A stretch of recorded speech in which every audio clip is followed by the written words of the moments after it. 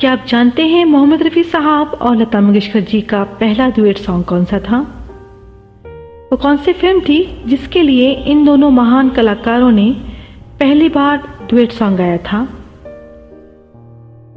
वो music director कौन थे जिन्होंने इन दोनों को एक साथ डुएट गवाने के बारे में सोचा था? गाने के बोल क्या थे? इस पहले डुएट के बाद इन दोनों ने मिलकर कुल कितने डुएट सॉन्ग्स गाए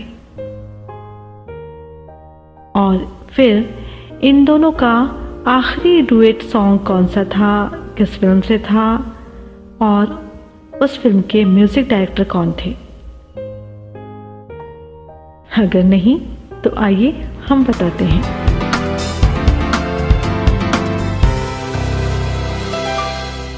भारतीय फिल्मों में म्यूजिक का हमेशा से एक बहुत ही अहम रोल रहा है।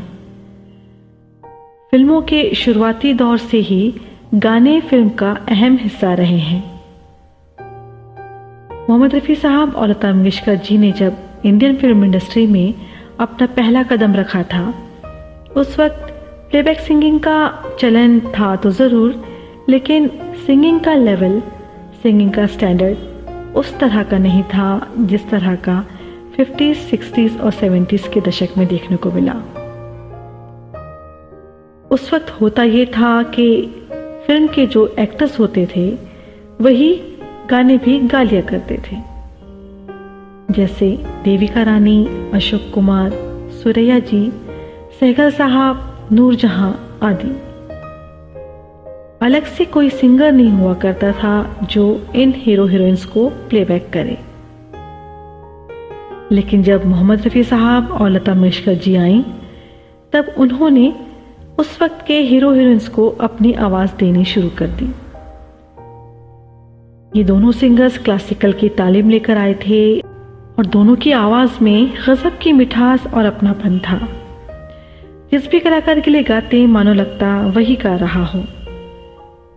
धीरे धीरे ये दोनों सिंगर्स हर एक हीरो हीरोइन की आवाज बन गए। फिर वो वक्त आया जब एक फिल्म में इन दोनों को एक साथ मिलकर गाना गवाया गया। वो फिल्म आई थी 1947 में, जिसका नाम था शादी से पहले। इस फिल्म में एक बहुत ही खूबसूरत युगल गीत था जिसके बोल थे,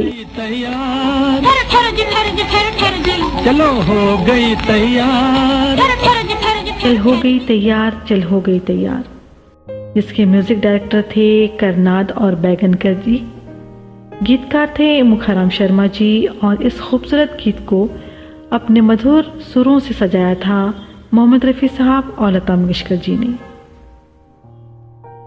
बता दें कि ये गीत इन दोनों महान कलाकारों का पहला युगल गीत था। ये डुएट सॉन्ग बहुत ज़्यादा पसंद किया गया। इसके बाद इन दोनों कलाकारों ने एक साथ मिलकर जब गाना शुरू किया तो फिर बस थमने का नाम ही नहीं लिया।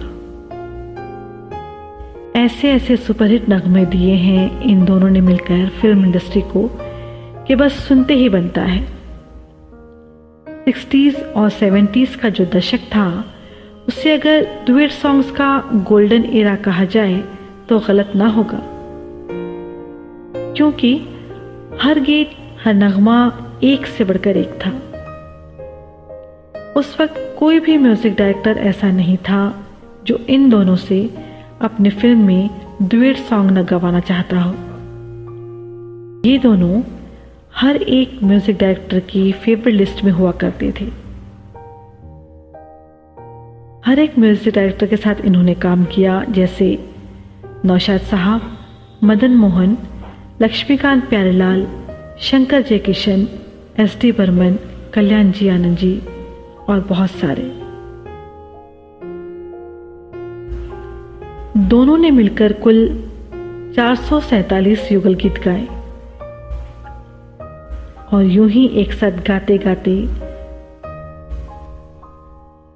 वो दिन आया जब 1980 में एक फिल्म आई जिसका नाम था आस पास, जिसके म्यूजिक डायरेक्टर थे लक्ष्मीकांत प्यारेलाल। इस फिल्म में एक युगल गीत था, जिसके बोल थे, शहर में चर्चा है, ये दुनिया कहती है, शहर में चर्चा है, ये दुनिया कहती है, शहर में चर्चा है, जिसे मोहम्मद रफ़ी साहब और लता मंगेशकर जी ने गाया था। किसे पता था ये गीत इन दोनों महान कलाकारों का आखिरी युगल गीत बन जाएगा। बता दें कि इस फिल्म के सॉन्ग रिकॉर्डिंग के दौरान ही रफ़ी साहब की तबीयत अचानक ख़राब हो गई थी और उन्होंने लक्ष्मीकांत प्यारेलाल से कहा, अच्छा तो बस अब मैं चलता हूँ।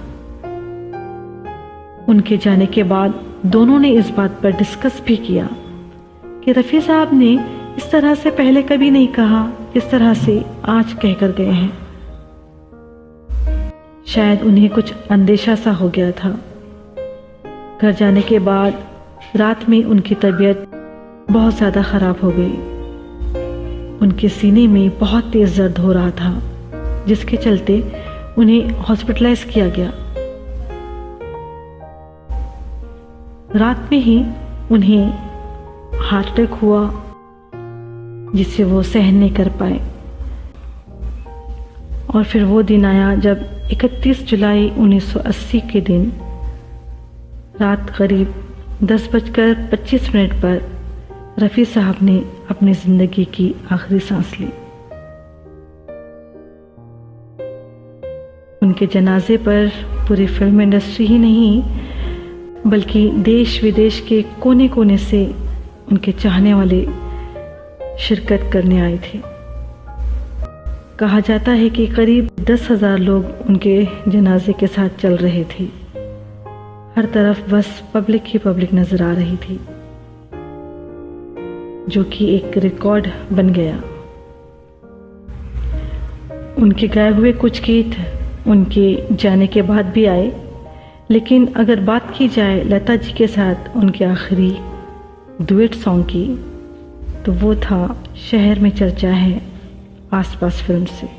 तो इस तरह रफ़ी साहब और लता मंगेशकर जी का सफ़र शुरू हुआ था 1947 से, जो बदकिस्मती से आकर 1980 में थम गया।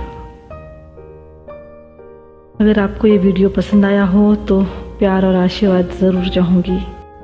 बहुत शुक्रिया।